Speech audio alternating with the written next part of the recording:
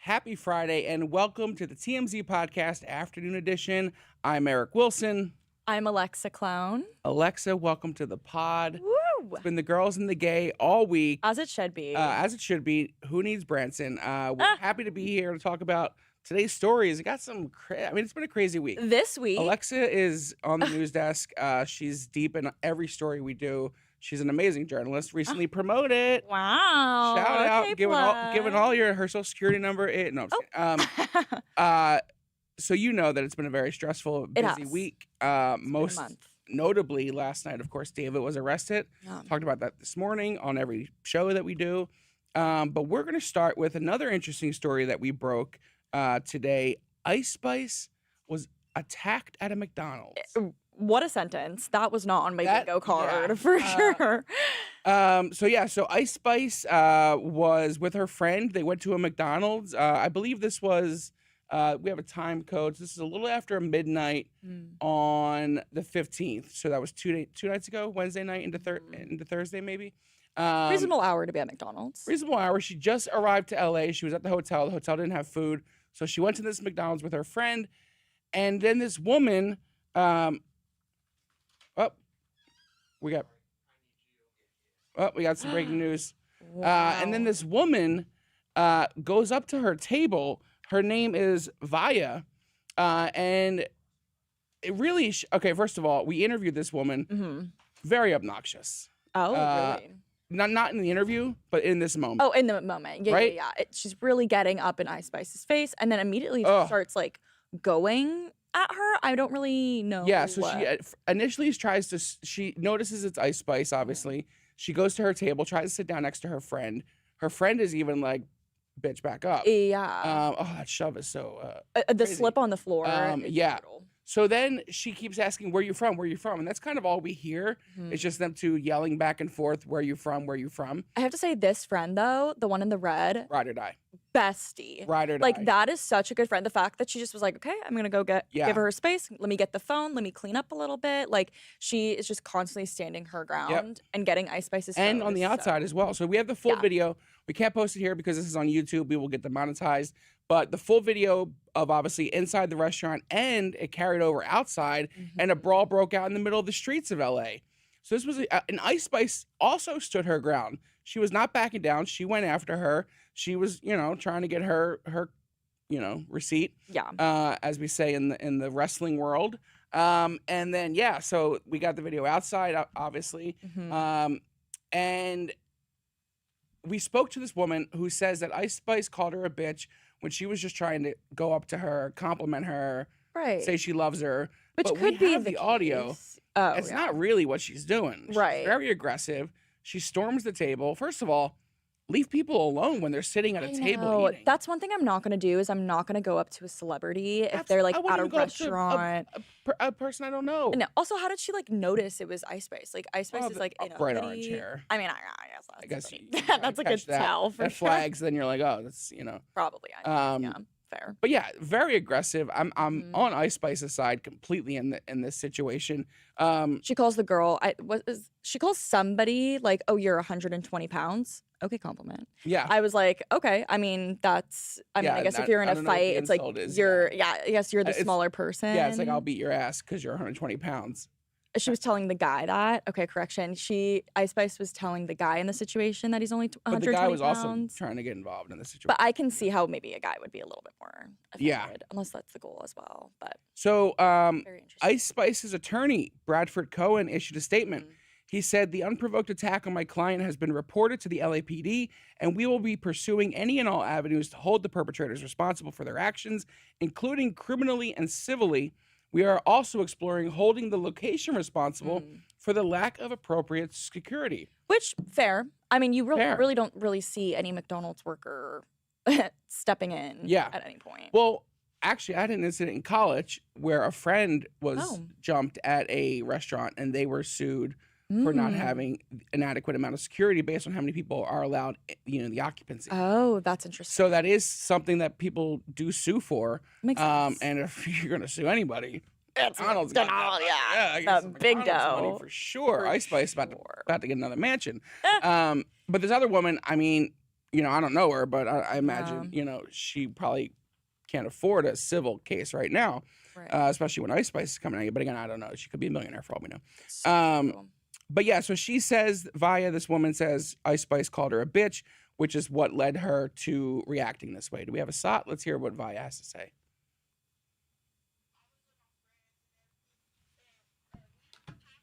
Earlier that night, and we decided to go walk around Hollywood or whatever. But before we get there, we decided to stop by McDonald's because we all had to use the bathroom. So she didn't even buy anything at McDonald's? Another red flag. Right.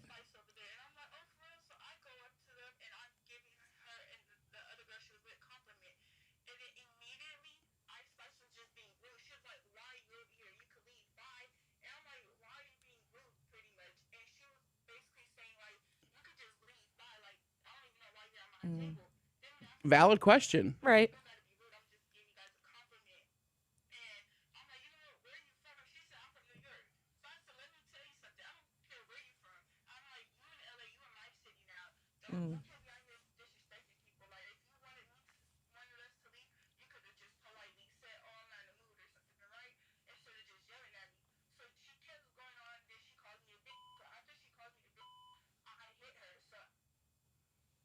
Yeah, not a great defense because you just admitted to assault. With no provocation. Words cannot, you know, you can't battle a word with assault. For sure. Also, it seemed like in the video too. I mean, obviously this is what she's claiming, but like the way she went up to Ice Spice's friend was like immediately be like, "Oh, like can I sit here?" Like it was immediate, just like listen in your bubble. It's clear. It's on tape. We hear it. She says, you know, obviously we hear the "where are you from" part. I'm wondering if like the energy is clear. I feel like any like police response is going to be like, I don't know if they're going to file anything, if they're going to, I mean, I know on doing interviews now, so we know who it is. True. Hard to find, I'm sure. I think McDonald's will be safe in this though. I mean, we'll see. They'll get away clean. I just don't, you know, even if Ice Spice was saying, go to the door, get out of here, whatever, who cares? Yeah. Like she did fight fight to my table. It's after midnight. I just flew here. Right. I don't know you. Right. Even if you were like, even if she was trying to play it cool by like, oh, I know it's Ice Spice, but let me see if I can get in as like a friend and be coy. Maybe. Still annoying. A little shocked that Ice Spice also doesn't really have security. Like she's just kind of a normal person hanging out. And again, it's after midnight. She probably was like, got off the plane, went home. It's like, true. She is a normal person. That she got to the hotel, there was nothing to eat, and that's why she left the hotel to go to McDonald's. So it's so relatable. It wasn't like she was out in the middle of the night and then just went to McDonald's. It was like she was wanting some little munchies before bed. Side note, should totally have like room service 24/7. The fact that they don't is really messed up. Yeah, and I'm going to advocate for that with Ice Spice. And that's the lesson you should take away from this segment here on today's podcast. I completely Hotels, better room service. For sure. That'd be great. This would have never happened. That's actually true, though. It's true. This would never happen. Well, let's move on to a sad story that hopefully has is making its way to a conclusion. And this is something you've been wrapped up in. Totally. We were all working late last night when this broke. We got some amazing footage and some photos from the scene. But David has been arrested on suspicion of murder. Yeah, for Celeste Rivas case. I mean, it's so weird because I want to say like bombshell news. Yeah. But a lot of people assumed this from the jump. I mean, it's his Tesla that she was, you know, her dismembered body was found in back in November 2025. And, you know, he has those songs. Yeah, like his merch had blood splatters. I know. It seems a little dark. This is a little frustrating for a lot of people because it's like, what took them 7 months? Yeah. And they had this grand jury. I, you know, was there in the courtroom like almost every day, you know, awaiting on this grand jury to make some sort of indictment or some sort of, you know, charge, I guess, against David. And then 7 months later, you know, LAPD is just like scoops him up by the Chateau Marmont and arrests him. People didn't even know he was in LA. People assumed he was back in Texas or hiding out where his friend Nemo was hiding out or wherever. Nemo. Neo. Yes. Nemo. It was like a character name. Right. But the interesting thing is, you know, when you compare it to cases like Nancy Guthrie or Brian Kohlberger, it's like everybody assumed it was David from the jump, and it still took 7 months. So these other cases where we don't know who it was, so true, especially with Guthrie, where we really don't know who it is. You could see that, you know, that's a good barometer as far as like we still got a few months at least on those cases. But yeah, David. So it's interesting.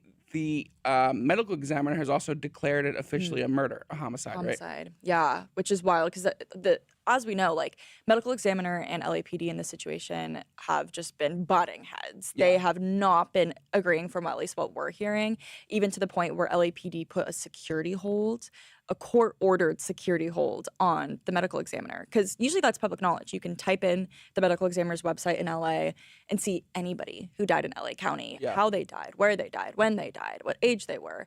And Celeste one day was just scrubbed. And I remember that day in the I remember that office. day too. I was like, what? 'Cause that was my Yeah. job, was to Yeah. literally Yep, I refresh remember. that site in case, anything new came up. And that's like, how a lot of people get public record. Yeah.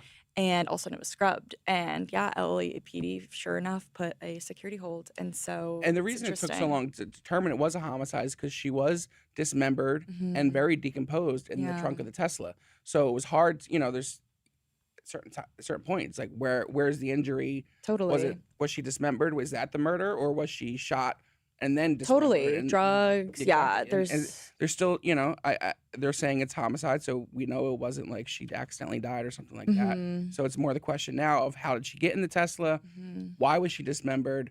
And then what led to them, because And who did it? Because David's not even charged. He's Yeah, just arrested. which is the crazy part. Which is the So- crazy part. And that's the tea we got for the Two Angry Men podcast tomorrow with Yes. Harvey Levin and Mark Aragos. Crazy tea. Mark said his sources in the DA's office are saying that they're butting heads, and the LAPD went rogue and said, you know what? We're just going to arrest this guy on suspicion, and you guys have a couple days to charge him, or we need to move on. Because what are you guys waiting for? I mean, it makes sense. I mean, it if does. I mean, this it's crazy. It's a ballsy move. definitely ballsy if true. I mean, Yeah. I know that that's the whole point of the grand juries. Beth Silverman, the prosecutor in that, she's a shark, and she was going to get to the bottom of it. And the fact that that's not what stemmed from this, and it was Yeah. LAPD that made the arrest. We did speak to people in the DA's office, and the spokesperson told us they are in cahoots, and they've been side by side throughout this whole thing. They're not aware of any conflict. But interestingly, they're saying that this case is going about how any other case would. Yeah. But I don't know about a lot of cases that go to a grand jury for 7 months and then arrest someone on suspicion. Yeah, it's giving the Pima County Sheriff and the FBI dispute at the same time. Very much. So it's giving not that. uncommon for two Yeah. agencies or organizations that are handling the same case to butt heads and think like, we need to pull the trigger. We need to wait. We need to, with Kohlberger, that's a good example of like the police there really were just waiting because they were building a case against Kohlberger. Right. So that was like a lot of fact finding. They knew who it was and where he was and his car long before they released a lot of that stuff. Right.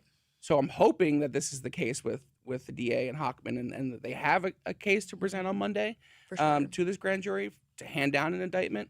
But, it's hard to tell who to believe right now. Exactly. So that whole interview tomorrow airs 10 a.m. Two Angry Men here on the podcast network on YouTube. And that will be more details as far as like how Mark feels about the case, his sources. Obviously, Mark is one of the most famous lawyers in the country. Totally. So he's well tapped in. Yeah. And him and Harvey will dissect this case more. But we probably won't get an update more so on until Monday. Just hopefully, this does lead us to a little bit more of some clarity exactly what happened. And for, obviously the victim, Celeste Rivas, getting some clarity and closure. Just very sad. And Did the story you were working on get posted? I'm checking. We may have another update that will be on the website very shortly. I did work on a story. I'm not No? seeing it posted yet. Well, so we do have some other definitely, updates. So stay tuned on the website for some more updates regarding David, because we got some good stuff. but hopefully justice is going to be served very quickly and shortly. For sure.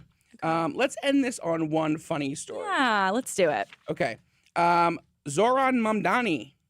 He was a rapper before, Yeah. apparently. I know he's put out a few songs. He was a comedian more than a rapper. But he would put out some funny rap songs Yeah. in his day. And he's saying, this is in reported earnings that he's filed for taxes, obviously, that he made It is last tax year season. $1,643 in royalties for the music he made. This is has opened a whole new world for me, because I had no idea that he had this in him. He seemed like he was a little tapped into like the culture, but not a clue that he was. It's interesting rapper. because, you think of people like Zelensky, Yeah. who was a comedian on like a very popular TV show, and now Right. he's in the middle of one of the most famous wars in history. Totally. Probably go down as. And then you got Mamdani, who's out there changing the biggest city in the world. And in his spare time in the past, he was rapping and being a funny guy. So that's pretty interesting. And the song that he got the $1,600 royalties, the name is Young Cardamom. Cardamom, that's a spice. It's a Oh, spice. wait, that's Yeah. amazing.